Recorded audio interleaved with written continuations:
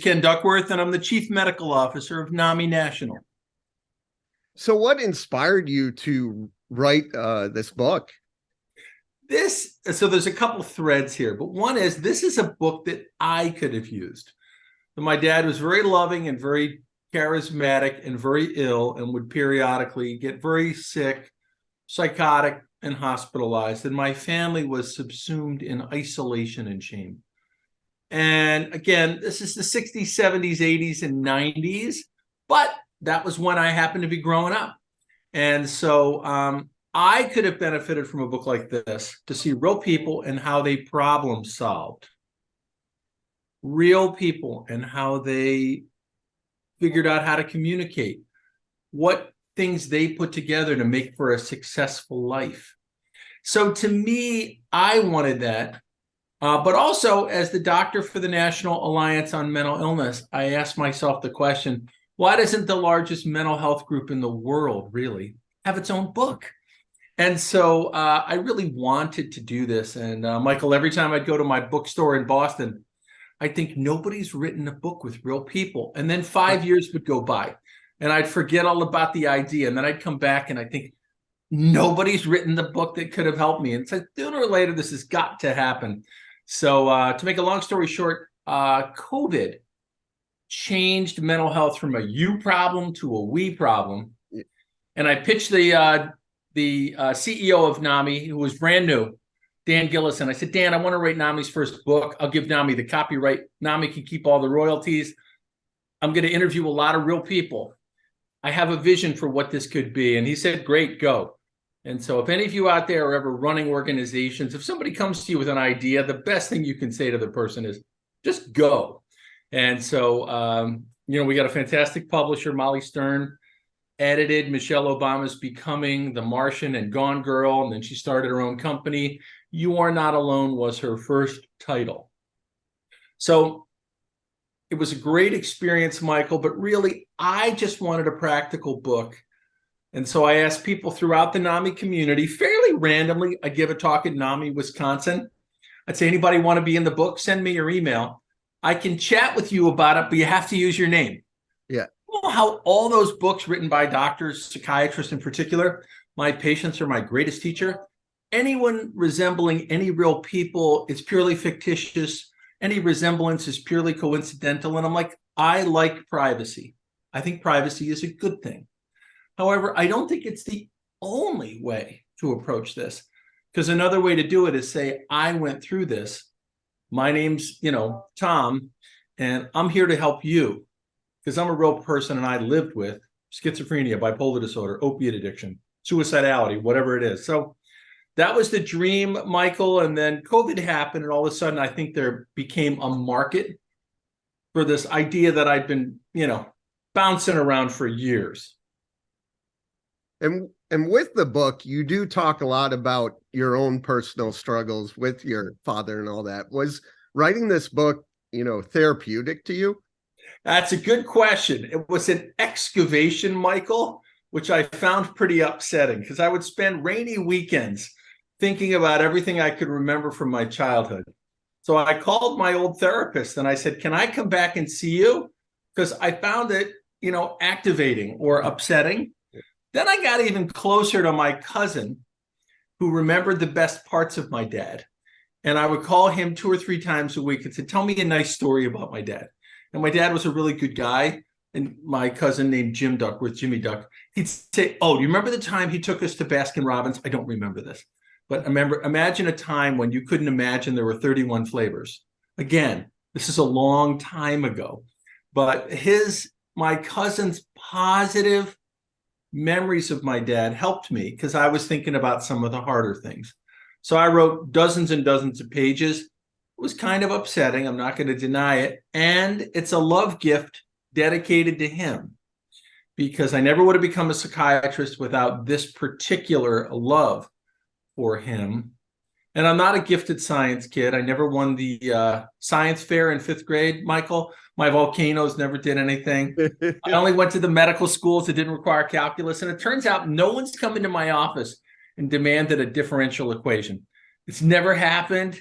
And I feel like the fact that I wrote a book on storytelling, kind of the poetry of people, is appropriate because I was never a hard science kid. Yeah, and for me, when I was reading it in 2019, I was diagnosed with bipolar disorder too. Mm. And a lot of it, my first thing I did, I Googled celebrities with bipolar. But Mm. at that point, that's all I could find. With your book, you actually talk to people, and it truly makes you feel that you are not alone. People are going through the same thing. I am so delighted to hear that, Michael. That's exactly why I wrote this, because I know my dad felt alone. I know my family felt alone. I know I felt alone. Millions of people, millions. It's not like 15 people have this. Millions of people have depression, bipolar disorder, schizophrenia, schizoaffective disorder, borderline personality disorder, post-traumatic stress disorder. It's unbelievable. So I am delighted that you had that response, because that's what I was going for. And then you might be able to learn from some of the people in the book what they tried, what didn't work, what did work. The idea is I also wanted to democratize expertise. I think if you've lived with something, you've learned something. And if you've loved someone with something in the mental health space, you've probably also learned something too. How no one had thought to write a book about that, Michael, is beyond me. And so better late than never. I wanted to do it for at least a decade. And then COVID happened. I'm like, now's the moment.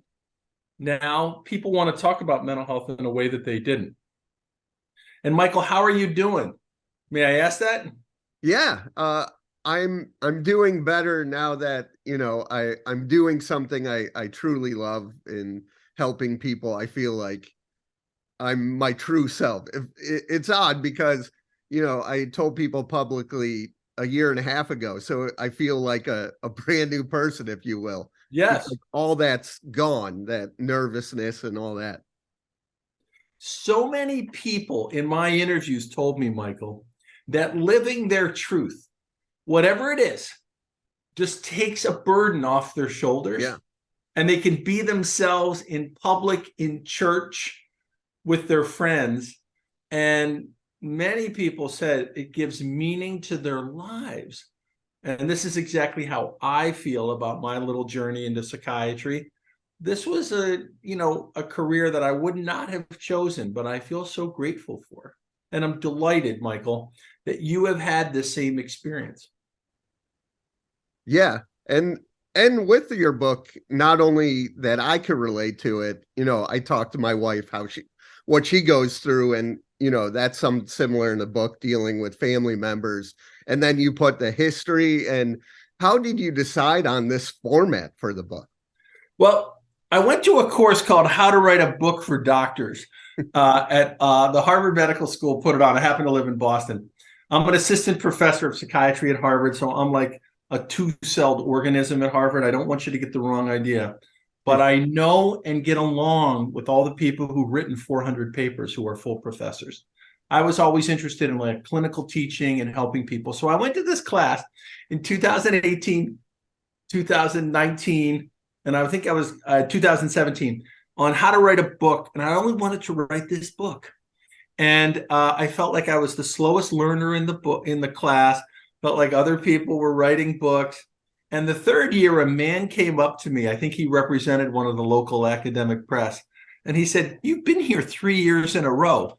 And I said, "I'm not a natural writer, but I have an idea that I can't let go of." And I told him about the idea. He said, "Ken, this is a fantastic idea. We should talk." And while I didn't end up working with him, he gave me the confidence that just maybe this idea had merit. Then, of course, COVID happens, and I'm on CNN, even though I'm not young and handsome anymore. I'm on, these TV shows, and people are asking me, how do people get better? How do people deal with isolation? What are the practical things that people can do? I'm like, the practical things, my God, that's my whole life interest. What are the practical things that we can do, right? So for each other and in our families, for other people. And so that's when I happened to also get a brand new CEO at NAMI, Dan Gillison. I pitched him the book, and it was a go. So I guess the answer to the question, Michael, is I wanted to do this for about a decade. And if any of you have an idea that will not let you go, I want you to know it won't take you a decade like it took me. Like, I was really not a fast person on this, but I couldn't let it go. It's interesting. I'd write out drafts maybe 5 or 6 years ago.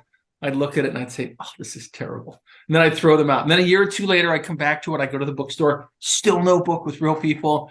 I'd say, come on, somebody's got to. So I kind of outlined what I thought would be in the book. And that's actually very close to what the book proposal was. The one change, Michael, so I'm a community psychiatrist and I'm like way on the recovery end of the spectrum. But I had a chapter that was called The Power of Community, because I've seen how much belonging to a group like NAMI or the Trevor Project or DBSA, Mental Health America, means to people, right? AA, whatever it is. But in listening to so many people, Michael, I had to change that chapter to the power of peers and community. Because to me, if you were paying attention, what people said is, what really helped me is my friend Michael. He talked about his experience, and I realized I could learn from him. Then I became a peer leader, a peer specialist. Then I could teach others. And I got so much gratitude from that. So I had to change that chapter. But other than that, I pretty much, it took me a decade, I want to emphasize. The framework that I had, talk to real people, talk to families, ask America's leading experts basic questions, 500 words or less, no dopamine receptors. Explain it to me like I'm a bright person who didn't go to medical school.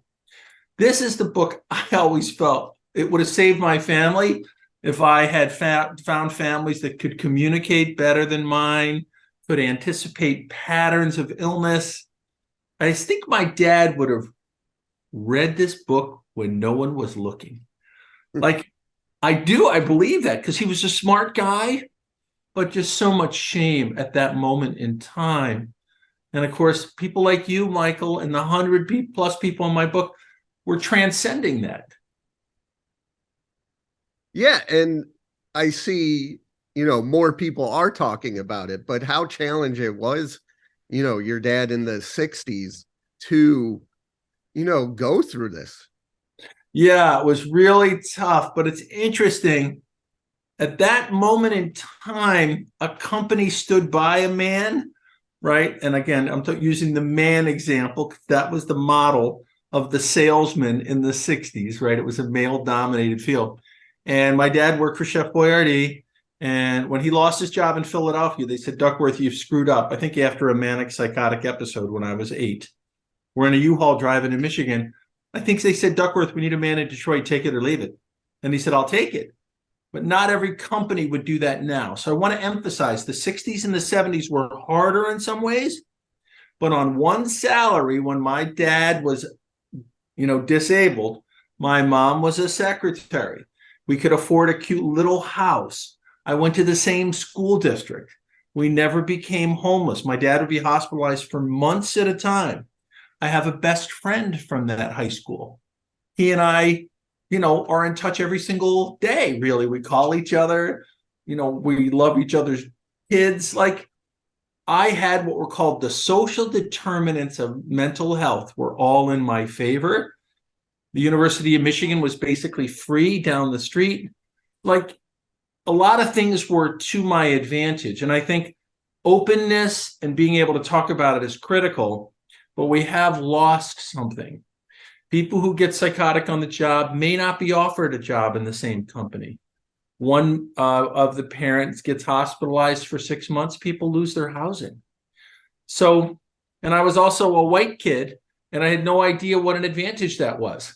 So these things are both true and complex through the lens of the generations, right? I think economically, we might have had more hardship, but I think with openness, he might have had fewer episodes.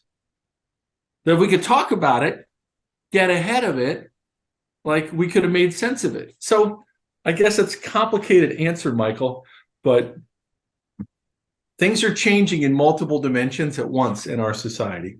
And this one is a positive. that people have the option to share their experience. I do not encourage anyone to go on Channel 5 and tell their personal story. You have to be in a place where you're ready to do it. And I emphasize that to every single person in the book. I said, we're going to sell 100,000 of these. This book is going to move, going to be in libraries all across America. Yeah. I want you to know I can't take your name back. So what I did, Michael, is I did a Zoom interview with people, which was a handy COVID project. Then I sent them, here's the quote that I want to use. This quote about how you learn to accept that you had bipolar disorder after talking to your mother and the recognition that, quote, I wasn't crazy, but in fact, mood disorders run in my family. Okay. Well, that woman was amazing, and it was a beautiful interview. And I thought, now that's a lesson that could help other people. Yeah, the aha moment, if you will, that I read in the book. I had one of those too. Like, now I know what it is. Now I could work on it. So, Michael, may I ask you about your aha moment? What was it that led to that? If you feel free discussing it, if you don't, we're good. Yeah, so that was there's stuff happening at work and stuff. It was stressful. So I finally, got checked of a diagnosis and went everywhere. And then they said bipolar disorder too. And I'm like, okay, so it's not just me feeling different than everyone else. There's actually something. And then I did my research and all that. And I mean, the other thing is, like you said, some jobs may not be as receptive. And in 2019, my job wasn't the best. So that was half of it. Then my other aha moment is when I said it publicly. Yeah. So, that journey is a journey that I'm very interested in. The process of accepting something that isn't necessarily a positive, but people feel empowered once they realize this is a thing. Millions of people have it. This is researched. There's other people just like me, probably right at the same supermarket that I'm at, because millions of people have it. And feeling alone, I think, is a profoundly difficult experience. So I want to salute you for that journey, Michael. And, I think you represent a moment. I caught a wave. Hanging out at NAMI, I had all these people who wanted to tell their story. They're going into schools, they're talking to police departments, they've been incarcerated, and they're training prison guards on how to de-escalate crises. So I had this tremendous advantage, but it's so nice to hear that this is your experience as well. One of the publishers who bid on the book said, I don't think you can get people to use their real names. And I said, I actually think you were right a decade ago. Yes. A decade, I don't think this book could have been written, which is why, when I started 10 years ago, it didn't even seem remotely believable.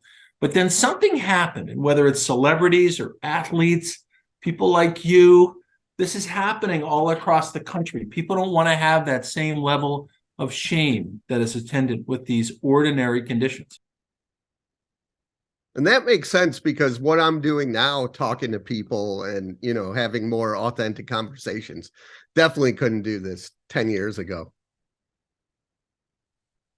Yeah, it's a moment. We've caught a moment, Michael. But like you said, you've been working on this, for 10 years, a long time. How does it feel when people were reading it, talking about it? How did it feel for you? It's the greatest experience to do something you weren't really sure you could do. Now, my wife, Kelly, believed in me every minute of every day. And that helps too, because somebody who sees it outside, this is a great idea. You're the perfect person to do it. And my thoughts are, who would want this book? I've never written a book. I have gray hair. There aren't really authors who are 60 who are first-time authors. But, somebody believing in me helped me to get there. But the response has been unbelievable. It's really been very beautiful. I do these little book signings all across the country, and people say, you could change my name with Trevor, with Nikki, with Sarah. You could change my name. That's my story. And it was incredibly helpful to me. And I love to talk to that family because they figured out how to problem solve, right? So to me, it's been very beautiful as an experience. I go across the country and people from the book are with me on my book panels. And they say, why did you choose? I asked them, why did you choose to be in this book? You don't have to use your name. And a man named Mike Smith from Wisconsin, he was so fantastic. He teaches in the schools. He teaches a program called Ending the Silence. And he's a local hero in his neighborhood of Wisconsin. He'll be at McDonald's and people say, hey, didn't you teach us about mental health, in our health class? My sister got help for her depression because of you, Mike, right? What Mike said to me is, I don't care if 30 million people read this book and realize I have schizophrenia. I want someone to read this book and say, Mike has put together a beautiful life living with schizophrenia. So he leans over to me and he says, Ken, I hope you sell 30 million of these because I'm not ashamed of this. I've assembled a life of giving to other people. And his family was there. They were also very beautiful, very articulate. And again, I think there's something empowering about owning the truth. I feel very blessed to do it. All the royalties go to NAMI. So, I don't feel any conflict about making money on it. This was a love gift. And I wanted NAMI to have a book in the worst way. And I'm happy to say there's going to be another book. And I'm even happier to say that I'm not writing it, Michael. My protege, Christine Crawford, the associate medical director, she's writing a parent's guide that'll be out a year from now, spring of 24. She's interviewing kids, teenagers, and parents, which is a different book, but it'll have a similar cover, the same publisher. So I'm proud to say, NAMI's going to have a little line of books. And I gave a talk to Oklahoma City's affiliate at NAMI. One of the women in the audience works at the library. And she said, Ken, I want you to know all 20 copies have been checked out. We have 20 copies of your book in Oklahoma City, and they're all in circulation. And I thought, God, that is actually the greatest thing ever. Because all I wanted to do was help people who were like me and like my little family. That's why I became a psychiatrist, even though I wasn't a science whiz. That's why I wanted to pursue this. And to see a dream realized is pretty fun, Michael. But I think I'm a one-hit wonder. There's a great Spotify playlist of one-hit wonders, and I'm going to be on it. I don't have another great idea. This was my book. This was my one idea. So don't anticipate a long line of books from me. Yeah, but with that one book, I mean, just reading it, it has such an impact on people who are dealing with mental illness that thank you for doing that, because it needed to be done of people, just sharing themselves, because like you say in the book, everyone's going to go through different treatments and all that, but there are similarities and feelings and stuff like that. There are themes to how people assemble a life. And I think it's just really a valuable thing to learn from other people that are real people. And I want to emphasize that, there are real people who are also experts. Yeah. And I don't know why nobody ever thought of that before. That doesn't mean that you've conducted research and have 100 grants. It doesn't mean that. That's another kind of expertise. They're also in the book. But if you've lived with hearing voices for 30 years and you've learned to really accept it, I mean, really accept it, then you realize you can have a great life. Yeah. You spend no energy fighting the voices. This man's on clozapine. He's getting the best possible care. He has a loving family. He's a driver for Meals on Wheels. Everybody loves him in his community. And he told me, once you really learn to accept it, you can recognize you have a great life. But if you're going to fight it, you can spend all day fighting it. And again, the medical tools are imperfect. They often help. They don't always help. They have side effects. This book is not, run out and, do any one thing. Evaluate the ideas. These tools are imperfect. right? They all have side effects. You have to figure out what's the lowest effective dose. So to me, I loved that real people talked about how ECT saved their life and how ECT gave them memory problems. That seems true to me. So again, I don't take a position on this. I just listened to 130 people. And the only reason I stopped, Michael, is I was on a deadline. Publisher's like, come on, dude, we want this book out. But then people started to email me, Ken, I hear you're interviewing people. I want to be in your book. I want to be in your next book. Can I tell you my story? You don't have anyone from the Native American community, which is true. The book is super diverse, but it's not perfect. I want to be in your book because, you don't have that perspective, and I need to share with you what it's like in my world. So to me, there are more opportunities to kind of do oral histories of mental health or humans of mental health, like Humans of New York, however you think about this. I do think there are more opportunities.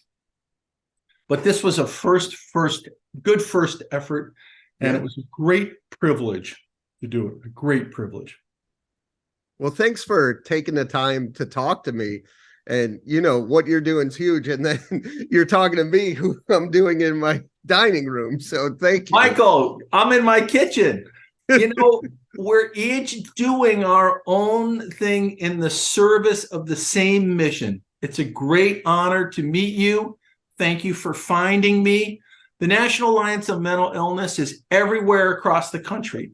You're living with a mental health condition, or you love someone who does have a mental health condition, and you have questions about it, you want to learn something, go to NAMI.org. Wherever you are in America, there's a NAMI group, there's a NAMI organization. And they also advocate to fight for better services. Yeah. Michael, you might have heard of the 988 crisis lifeline number. I want to emphasize, I did no work on that. I was writing the book. But the policy team worked with all these other groups to create a 3-digit suicide prevention lifeline, which is less likely to generate a police response because it's not the police's job to be a social worker, right? They have other responsibilities. Right. So increasing the chance of a mental health response to your loved one is what NAMI helped to lead in 988. So I just want you to know this is a great group. All our programs are free. We work the problem. You'll find people just like you. And that's why the book is called You Are Not Alone, Michael, because this is a community that's growing and has a lot to give. And I just want to thank you for what you're doing. Thank you for sharing what you shared with me today. It's fantastic what you're doing.